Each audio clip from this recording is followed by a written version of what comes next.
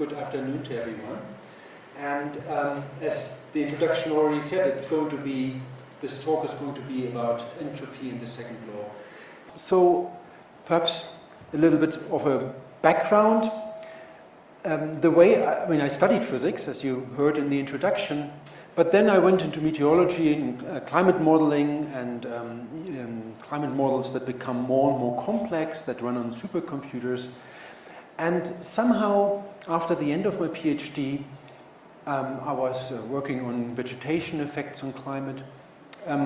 There's always the question coming up, why do things actually happen? And this is something that, in the context of the Earth system, this is a system that is very, very complex. This is sort of summarized here in this diagram that is called the Bretherton diagram of Earth system science. You see boxes, and these boxes are linked by arrows. And so it looks like a really complicated system, or it is truly a complicated system. So how can we be able to get relatively simple but profound insights into the system? And what I want to point out here in this diagram is that you can see that sometimes or actually in most cases, that the arrows go in both ways, right? They go up and they go down. When we think about entropy, and I'm now sort of assuming that some of you have heard about entropy as a measure from thermodynamics, a measure that has to do with energy and the usability of energy. Now, from entropy, we know that there's only one direction, and it's phrased by the second law of thermodynamics that it can only increase. And so that should set you just one direction. So then we can ask, how does the second law actually apply to the Earth system? How do Earth system processes generate entropy? How do they increase entropy?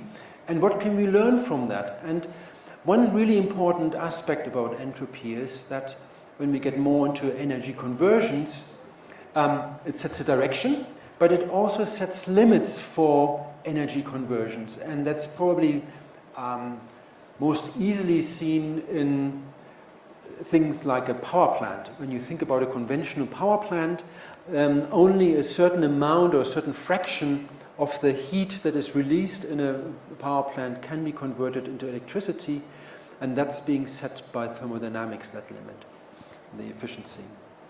So it actually, so when we think about this power plant again, so we use heat, we combust things, and then there's some conversion, some turbines and generators, and the end product is electricity. And with electricity, we can perform work. And similarly, we can apply the same approach to the Earth system and ask, how does this thermodynamics apply to the Earth, and how does it generate work, and what is how can we see this work being resulting in the dynamics that we can observe?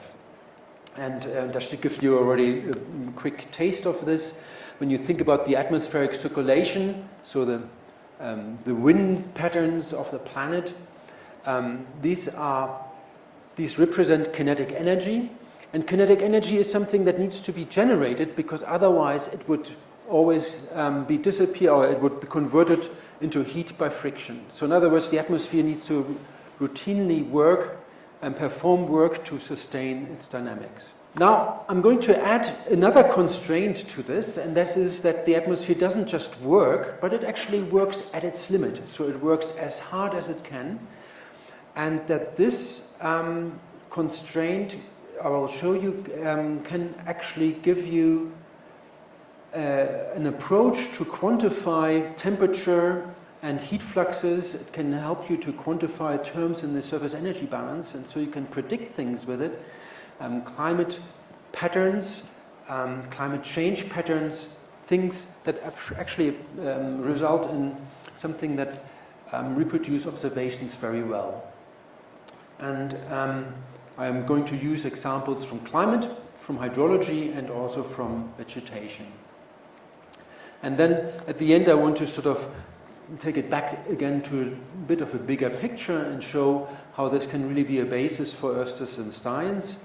When you look at how processes perform work, then this also gives you an access to how much renewable energy we have, we can look at sustainability, but we can also take this sort of in the Earth's past and think about whether we can infer some trends in planetary evolution from that. Okay, so to set the stage with the thermodynamics of the planet, if any one of you has already heard a climatology class or thinks about energy conversions, then at the planetary scale, what we have is that the Earth receives sunlight, absorbs it, turns into heat, and in a steady state, this heat it emits radiation to space, and what we have, because of energy conservation, is that the energy received by the sunlight is balanced by the radiation that is emitted into space. But that's just energy. It doesn't tell you about entropy. And the way to look into entropy or to link this to entropy is to recognize that solar radiation and terrestrial radiation are actually two very different forms of radiation. And they have to do with different emission temperatures. So when we look at solar radiation, this is when we look outside during the day, it's visible light, right? It makes things light. It's radiation that is in the visible range. And when we go into the physical picture of quantum physics, it's actually a flux of photons that are relatively energy rich. And this composition of radiation reflects the really high emission temperature of the sun of about 5,500 degrees centigrade. Yes? And so it is energy, and entropy is related to energy divided by temperature. So when you divide by a large number, you have actually very low entropy that comes into the system. On the other hand, the radiation that is emitted to space is represented by infrared radiation, so it's much longer wavelengths that we don't see. It's representative of a much colder emission temperature, and this is here the minus 18 degrees centigrade that I put here is the so-called radiative temperature of the Earth. Yes, good. Okay, so what we have is what's called a dissipative system, because the Earth receives low entropy sunlight and it emits high entropy terrestrial radiation to space. And so that means that what happens on Earth produces a lot of entropy. So it increases the entropy of what comes in to a much higher level when it's being emitted. And now we can look at what are the terms that result into this entropy production. The first aspect is what's called thermalization. What happens there is that, we have solar radiation, or it's an electromagnetic wave. It interacts with electrons.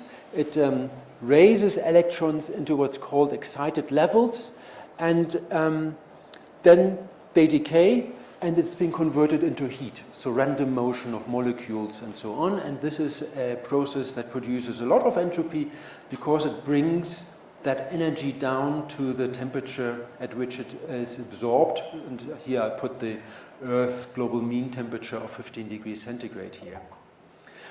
Then we have further some radiative transfer. So in other words, the surface emits radiation. Some of it is being absorbed and re-emitted within the atmosphere.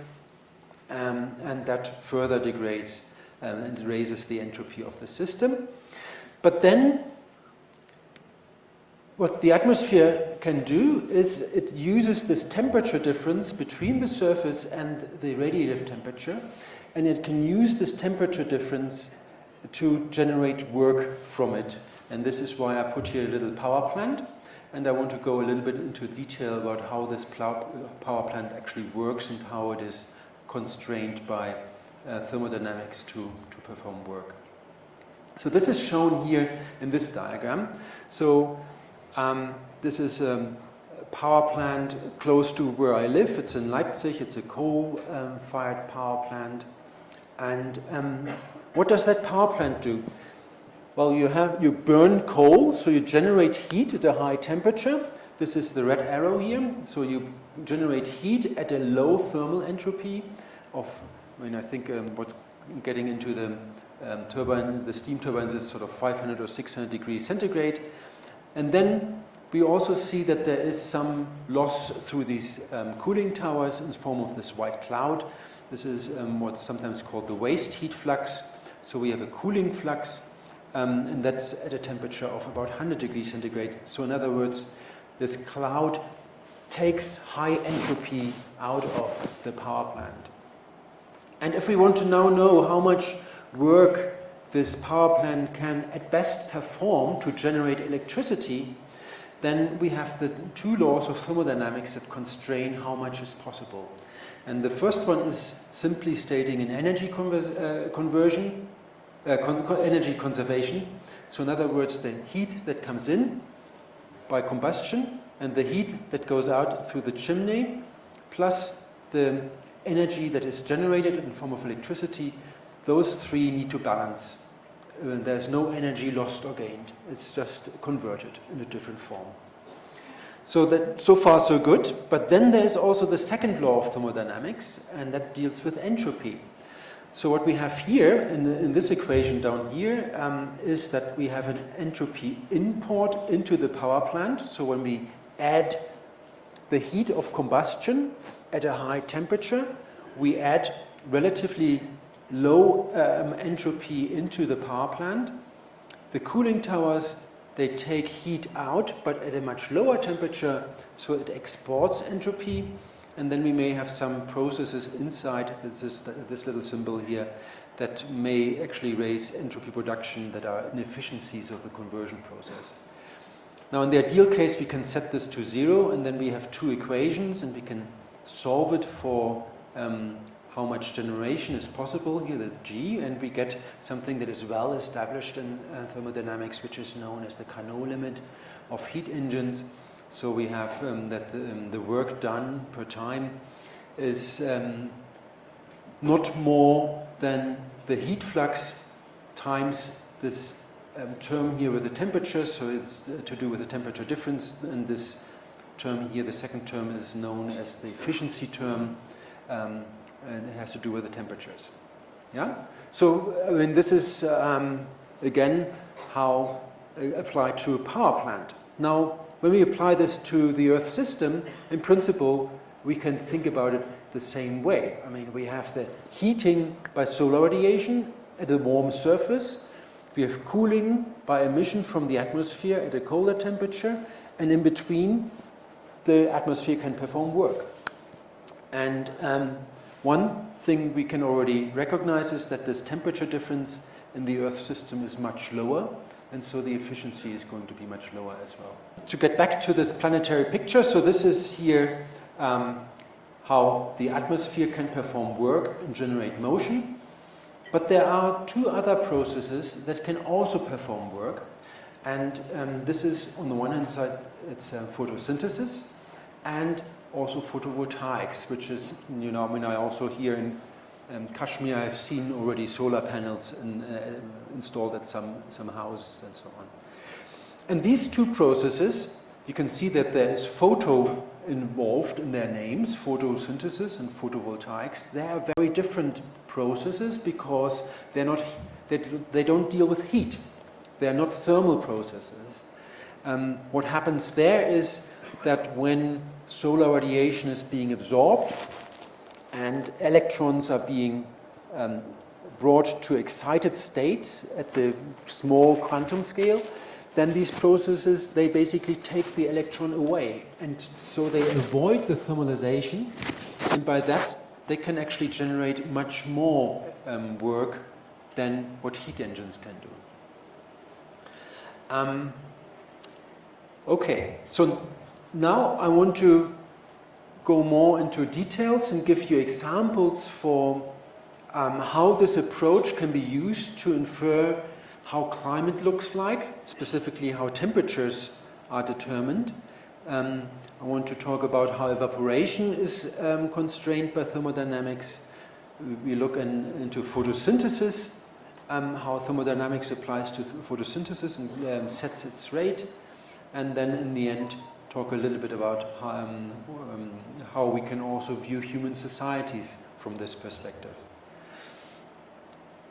So, let's first talk about climate. This is here a very nice sunny day in Italy in spring. You can see sort of it's springtime, temperatures get warmer and the landscape gets greener. Actually, you can see that here too, right? I mean, the trees start becoming green.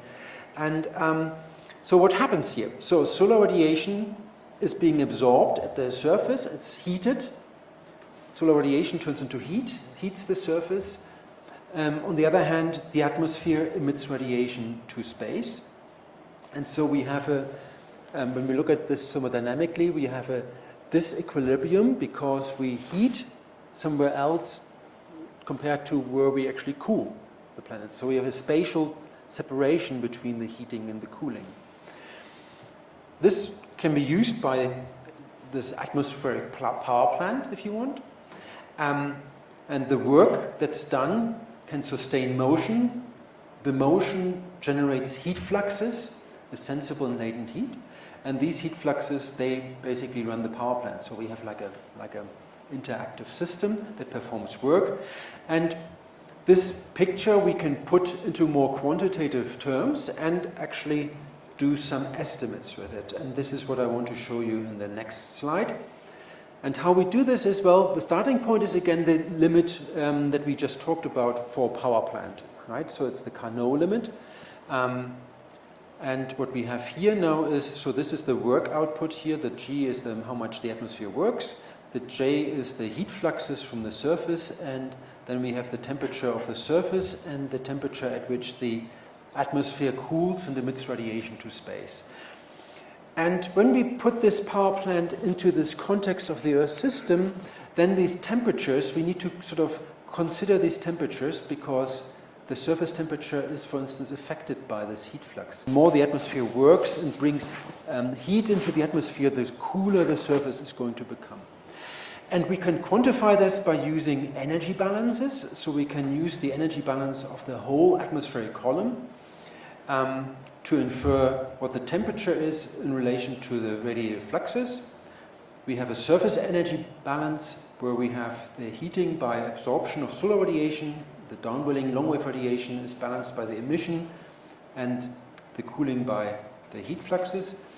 And when we can use this to express this temperature difference in terms of these radiative processes. And here we also have this cooling term. So in other words, the more work is performed and generates heat fluxes, the lower this temperature difference between the surface and the atmosphere is going to become. Then we can put this into this limit, and we see here the power increases with the heat flux, but the temperature difference decreases with the heat flux, and because of that we have a maximum in power. And I want to use this maximum power in the next slides to estimate what the temperature is going to be and also what the heat flux is going to be. And yeah, that's what can be done using data sets. What I show you here are two data sets from a data set from NASA that uses satellites as a satellite product of radiation fluxes. It's the absorbed solar radiation and the downwelling long-wave radiation here that are derived from satellite information. And then one can use this with maximum power to infer heat fluxes and surface temperatures. And what I'm going to show you here is work that my PhD student Sarosh Alam-Gausi has been doing. He's actually here with me. So in case you want to talk to him, he is here. And then we can compare this to observations. And what it shows is that this comparison, it works really well. I mean, we can reproduce patterns in surface temperatures and patterns in heat fluxes very well. You can see there's some spread, so it's not perfect, and it's also not the goal to be perfect, but it can explain the principal mechanism, the principal patterns at the climatological scale. Now I want to give you one application. So far I only showed you that it works. Now what can we do with this? And I want to apply this to a situation and ask, when we look at sort of the continental scale, one aspect that we can see there is that deserts are typically warmer in their mean temperatures than humid regions. And this is shown here in this graph. So here we classify regions by what's called aridity index. That's a measure for how much water is available for evaporation and how much energy is available to evaporate it. And so a high aridity index means it's in arid regions, and a low aridity index means it's a humid region. And so we then used the temperatures estimated from this series data set from NASA, and you can see there's some spread, but you can also see this trend that when you go from humid to arid regions, that the temperature increases by about 12 degrees centigrade in the climatological mean. Now we can ask, well, why? Why is this? Why are arid regions warmer? And if you had asked me a few years ago, you know, I would have said, oh, it's very simple. You know, there's no water there to evaporate, and so it's warmer because there's no evaporative cooling. Right? That's the simple answer. But actually, what we found is that it's not quite like that. That there are two dominant mechanisms related to thermodynamics and radiation that can explain that. The first is that as we go from humid to arid regions, we see that the turbulent heat fluxes change. And I want to go briefly through this figure here. So there is a red line, which is the sensible heat flux. There's a blue bars here, that's the evaporation or the latent heat flux. And the black line shows the sum of the two. So that the evaporation decreases with aridity is something that is actually quite obvious, right? Because we use an aridity index. So in other words, when we go into arid regions, there is less evaporation. But we also see that the sensible heat flux, so the heat transport simply in form of heat, actually to some extent compensates.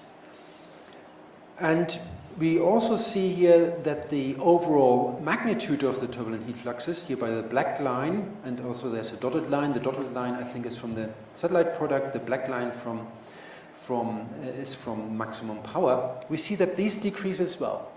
And the reason for this decrease is that when you go into arid regions, typically they are located in the subtropics, and this is where the tropical circulation is such that you have a Hadley cell where you have a rising branch in the tropics with a lot of precipitation.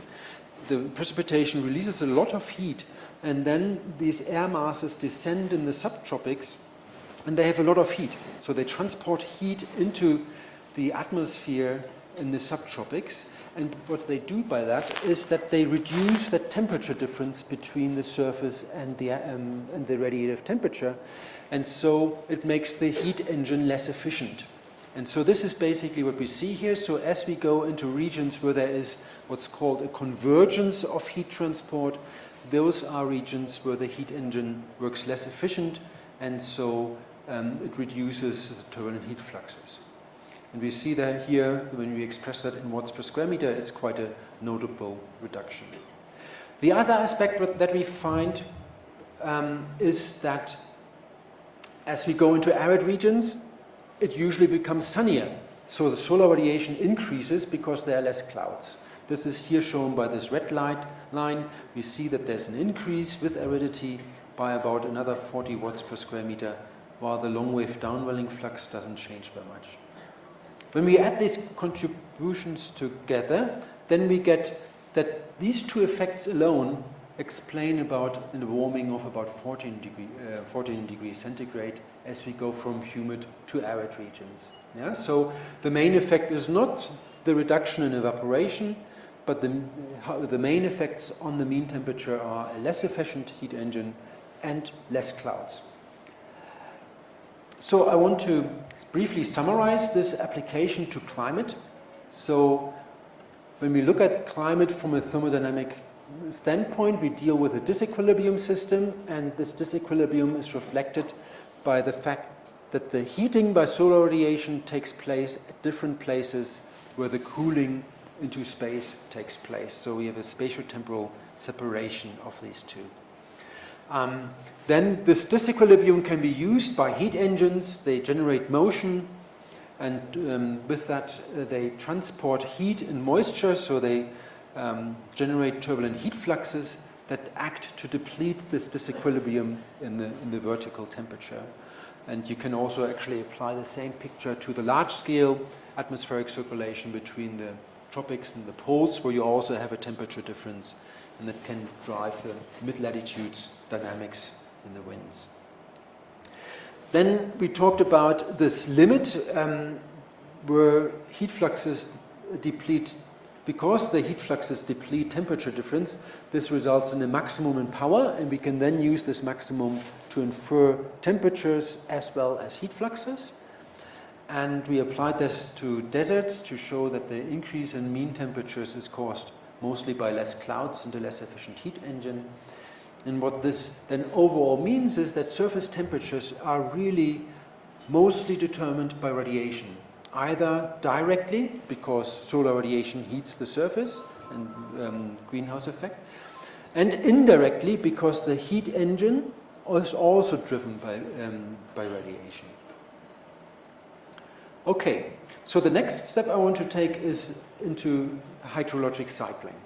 So this is here a picture of a rainfall event. I think it's somewhere in Africa. So we usually associate hydrologic cycling first and foremost with precipitation, and then the other process that takes place is evaporation, which is typically taking place at the surface.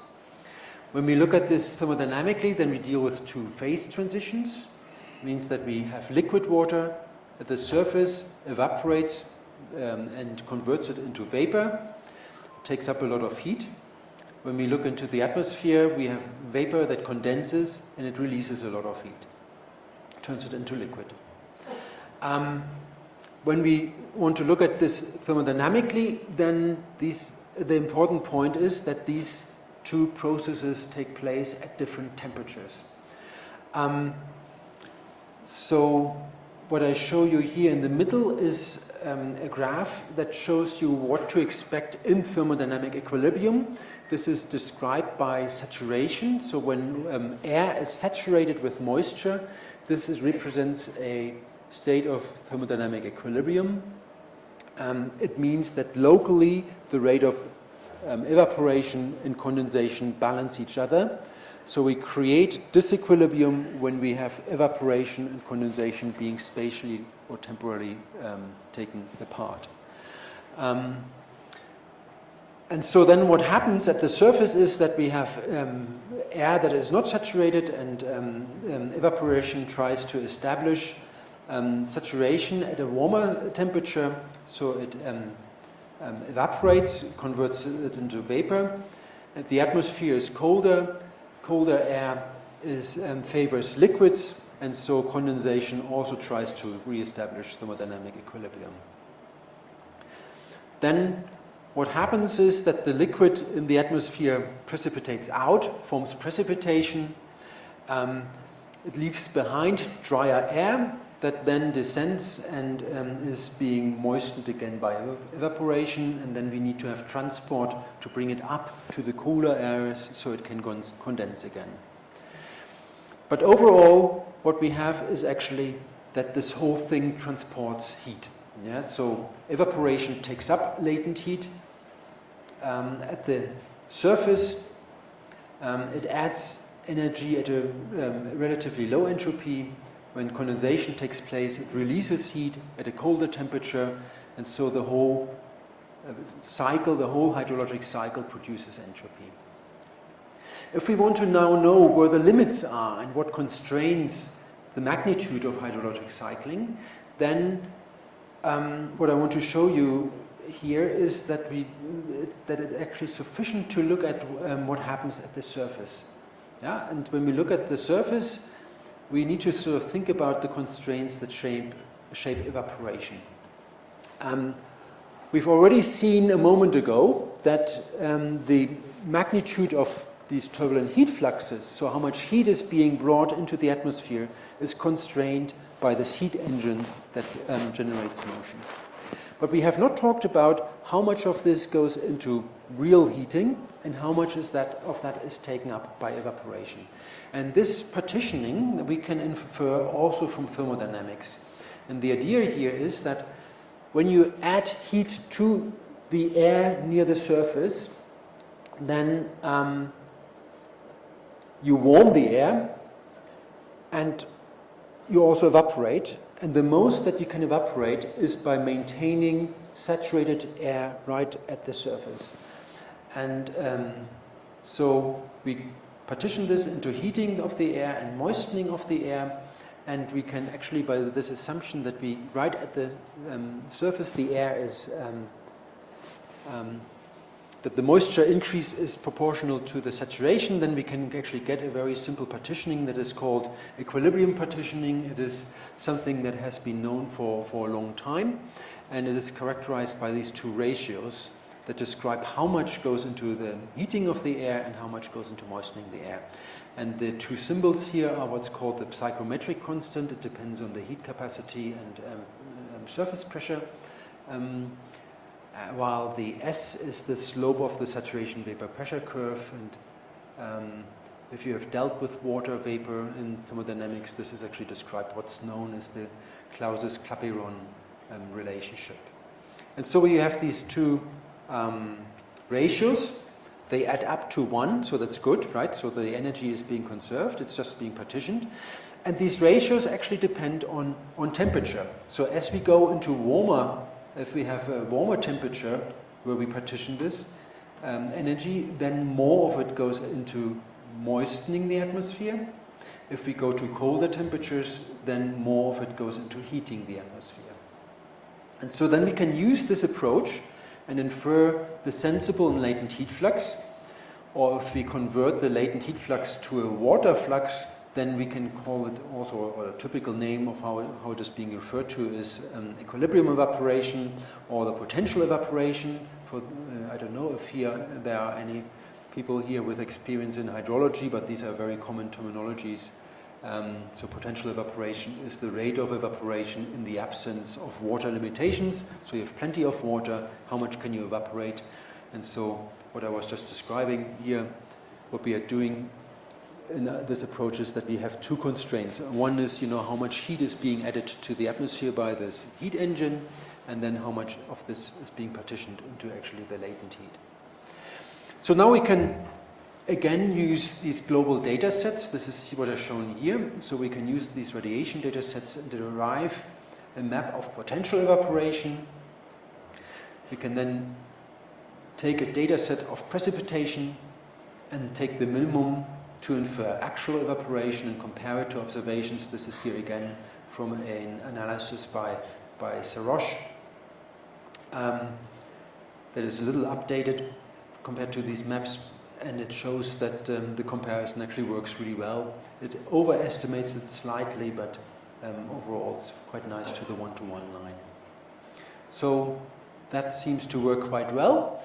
And again, I want to give one illustration of how this can be used, what the practical use of this. And this is, I want to use as an example the response of the hydrologic cycle to global warming. So with global warming, we expect an increase in precipitation. Now I talked about evaporation, but in a climatological mean, evaporation and precipitation balance each other, right? So in other words, if we want to understand how precipitation changes with global warming, we can also look at evaporation. I mean, at least in the global mean. And this is what it was shown here. So on the one hand side, we have little circles here that represent climate models. These were taken from a model intercomparison project where CO2 concentrations were increased by a factor of 4. And what they show is that then, the global mean temperature is about 5 degrees centigrade, and the precipitation increases by about 8 to 10%.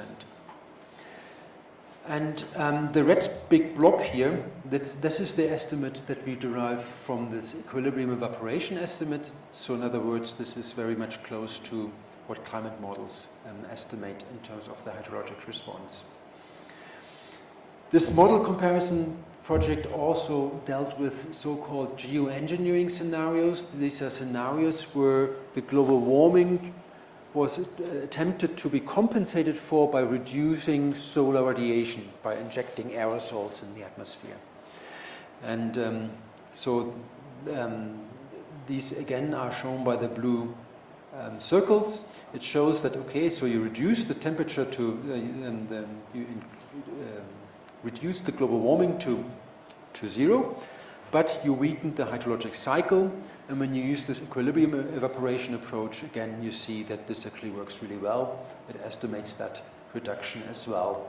And so what this actually means is that the response of the hydrologic cycle to global warming is mostly determined by this shift in equilibrium partitioning, where when we go to a warmer world, more of the heating of the surface goes into evaporation, and that's resulting in the acceleration of the hydrologic cycle. Now, I want to summarize this part as well. So again, when we look at hydrologic cycling as a thermodynamic system, we deal with a system in disequilibrium because evaporation and condensation are spatially and temporally separated. This disequilibrium is then generated by dehumidification by precipitation. It's depleted by evaporation, and it requires vertical motion to operate.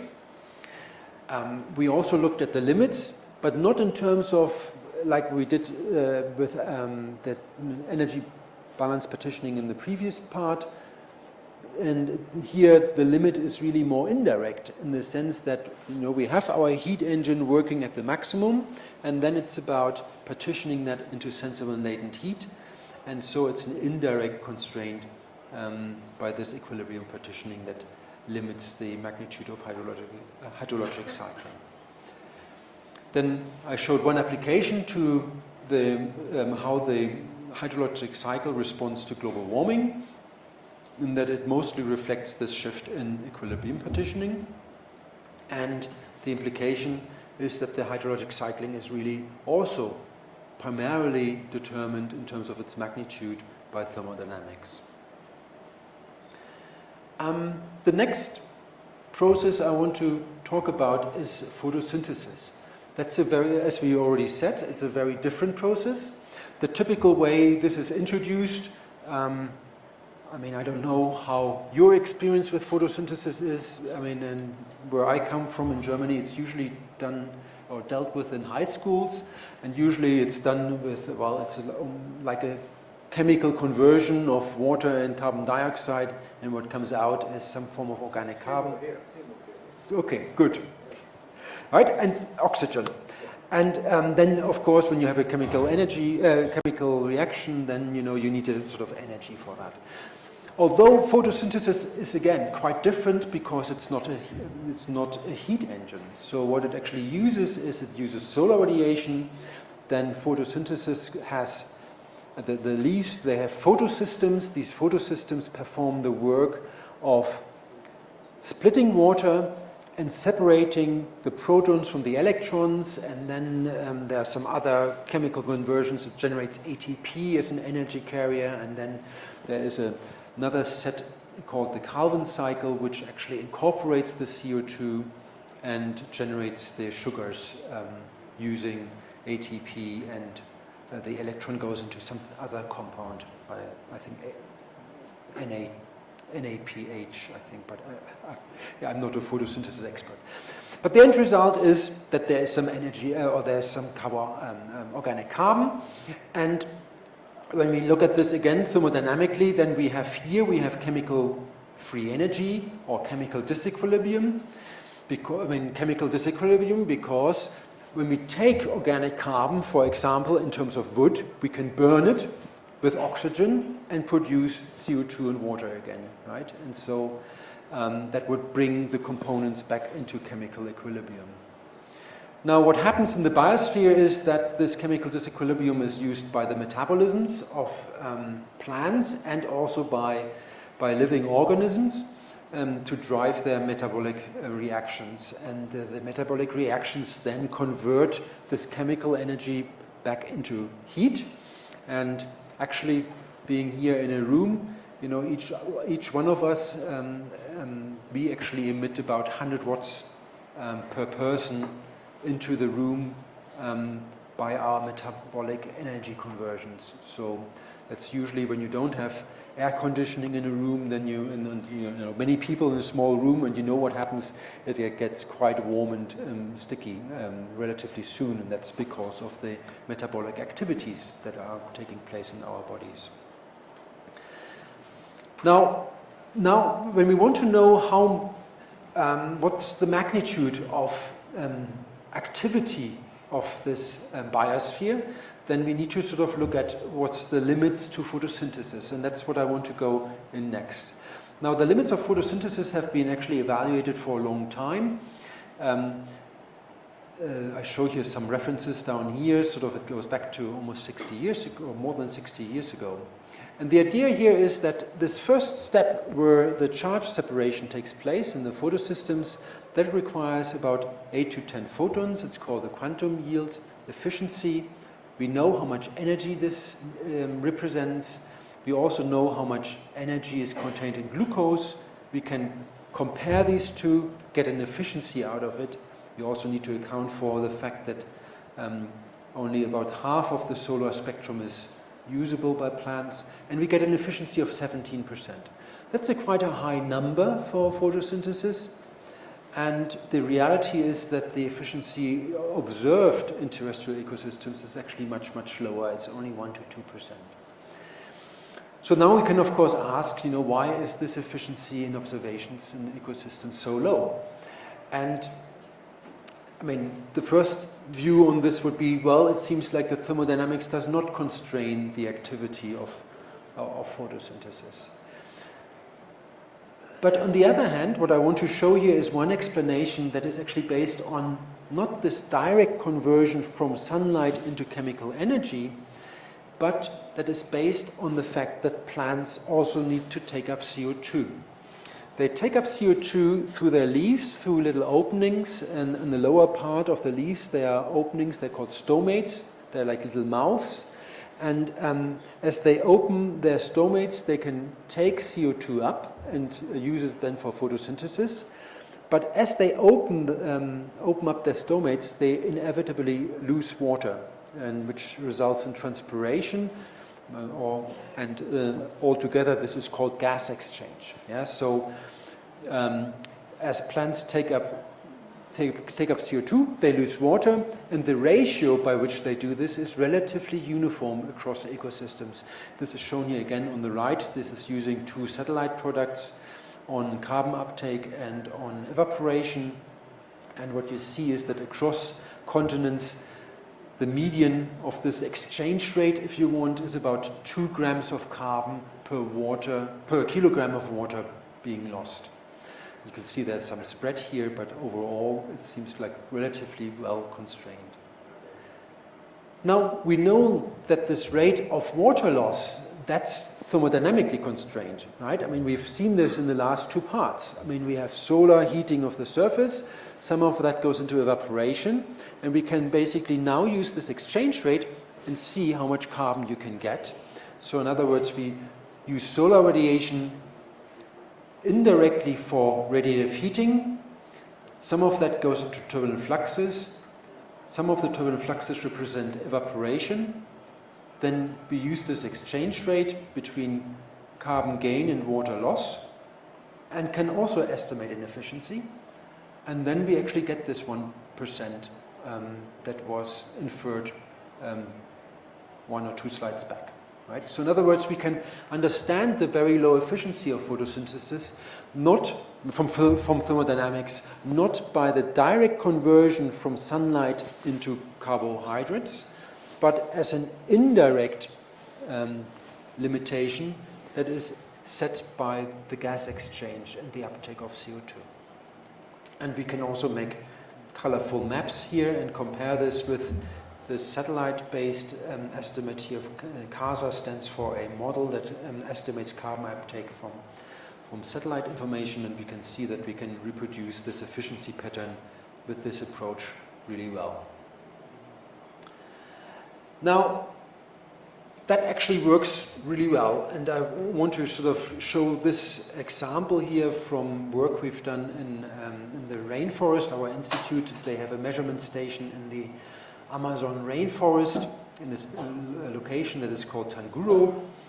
And when you look at this rainforest, how it evaporates, and this is what here is shown in these diagrams. So on the left-hand side, what you see shown is the energy balance partitioning during the day on average in the, I have to think every time, this is I think the dry season and this is the wet season. It's on the southern hemisphere. And so what you see here is, you know, the symbols are observations, the lines are estimates from maximum power, and you can see that this evaporation estimate is right on top of the rainforest. So the rainforest evaporates at this thermodynamic limit. Now this may seem now that, well, the forest is just doing what thermodynamics tells it to do, or that it sort of, you know, that it reaches this limit set by thermodynamics.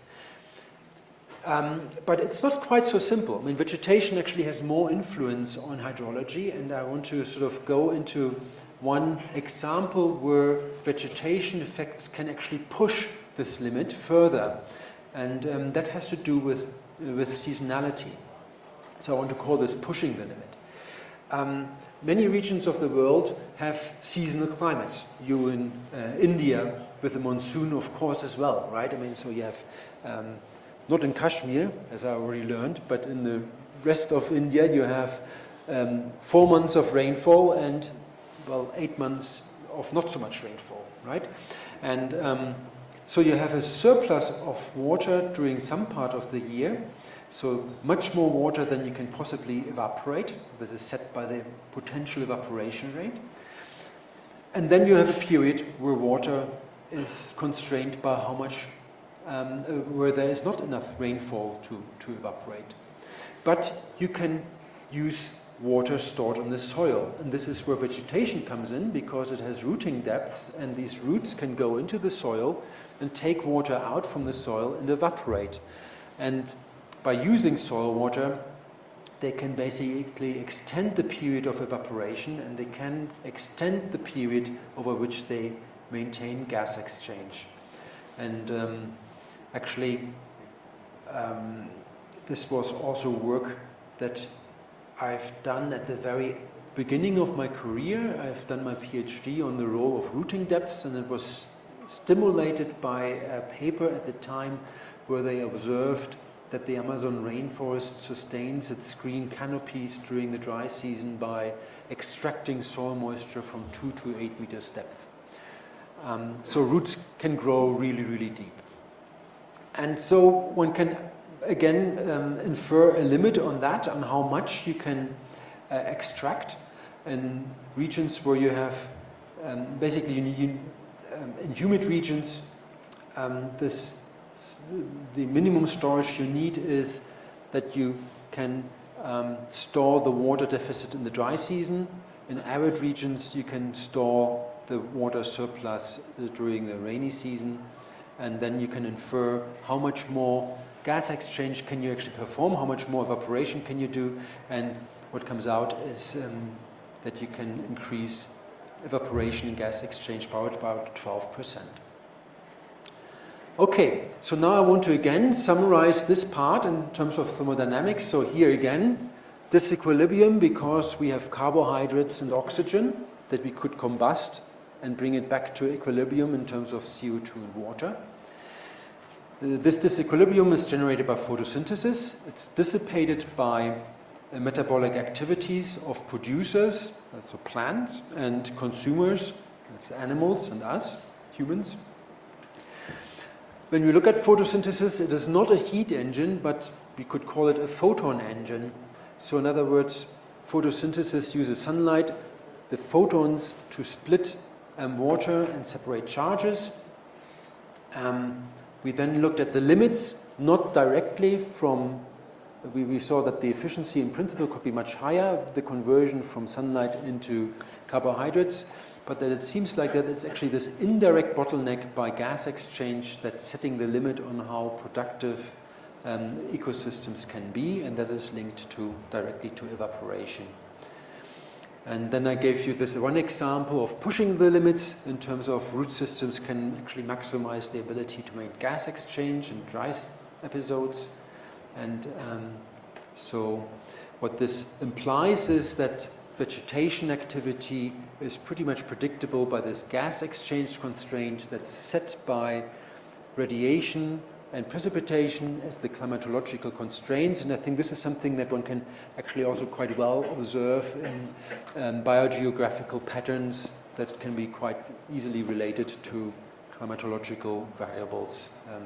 If you know these biome distributions that are functions of precipitation temperature, there are these, like Whittaker, there's a vegetation classification and so on. So I think this is in principle not really a novel insight, but if you want a thermodynamic explanation of these patterns. Now, in the last part, I want to go into human societies. And so what we have seen so far is that there are two natural processes that can generate work. There are these power plants, and power plants can perform work in the horizontal, generating large-scale motion, and in the vertical, through convection in the vertical. So there are two numbers here. And photosynthesis performs work in generating carbohydrates. We can associate numbers to it in terms of terawatts, so 10 to the 12 watt, which gives you a measure for how much work is actually done. And then we've seen examples that suggest that these processes operate at their limit, generating what I would like to call free energy. So that's the result of work, and that can be used to drive dissipative processes in the natural system. It's being dissipated by friction or by the metabolisms in food webs. Oops, no, this was the wrong direction. So when we then think about human societies, how do we interact with this thermodynamic view? Well, we interact by actually appropriation of food. We take products from photosynthesis in our agricultural systems and make food out of it. And when we estimate how much we take out, then this amounts to about 8 terawatts. And you can see that it seems small compared to the 220, but the 220, they include ocean. When we just do land, it's about 150 terawatts. Half of this is consumed by the plants. Then we are down to 75. So that's already about 10% of what humans appropriate from the natural biosphere to meet the food demands.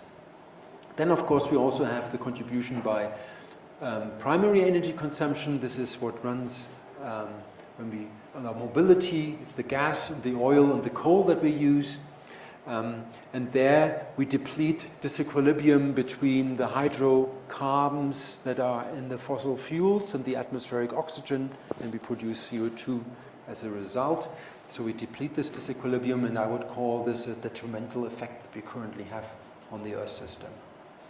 When we look into the future, we want to sort of replace, the picture hasn't quite made it, it was supposed to show wind turbines. So we want to actually go into sort of a more sustainable way by using renewable energy rather than fossil fuels. But then we also take energy out of this natural system. So we take energy out that can no longer be used by natural processes. And I want to go a little bit more into this to sort of link this to renewable energy.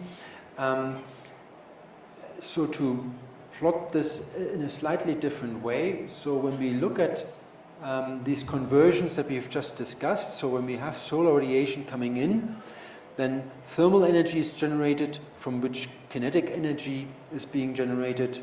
And when we then go over the oceans, then the winds drive waves, and the waves drive the wind-driven circulation. And these conversions can be quantified, so we know how much solar radiation comes in, how much heating differences are being generated, and how much motion is being generated, how much waves and how much wind-driven circulation takes up.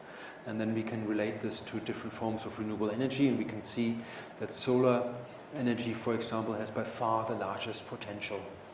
And we can also compare this here to other forms, for example, tidal mixing or geothermal heat flux, they are also quite much smaller than these conversions here from sunlight. So in other words, we have the possibility to use actually photovoltaics to generate more energy, and by that we don't need to take this energy away from the Earth system, and I think this is for the future, I think this will be able to reduce the human impact on Earth system processes. And so with this I want to sort of briefly summarize this talk. So I talked about thermodynamics and how it shapes the Earth system, talked about entropy and how it shapes directions and limits, and I put here sort of this beyond heat because there's also entropy being defined for radiation. And when we apply thermodynamic limits to the Earth system, we need to also include the interactions, and we've seen this in the maximum power limit, that if the heat engine works more and generates more turbulent fluxes, we actually reduce the driving difference. So the relevance of entropy then comes into play when it comes to how much work can be generated to drive climate system processes, how it can drive the biosphere or human societies. I gave 3 examples to show how these work at their limits. Although one was only one with climate was a direct thermodynamic limit, the other 2 were indirect. And I think what this means is really that one can use this approach to understand some of the simplicity in Earth system processes. When we look at climatological variations across continents, they often show quite a simple pattern, and these patterns have led to climate classification schemes and so on. So they're quite predictable and simple, and I think this is sort of giving an explanation why this is relatively simple in the end, because these processes appear to work at their limits. Then I gave sort of a brief view on human activity. So when we use energy resources of the environment, it can have detrimental or beneficial effects. And when you go into sort of the Earth's past or future, we can think about how these changes in the past or in the future, whether they actually enable the Earth system to become more powerful and perform more work, or if the past Earth perhaps was less able to perform work. And I think this can be quite a constructive framework to understand these environmental changes in the past. And with this, I'm at the end of my talk, and I thank you for your attention.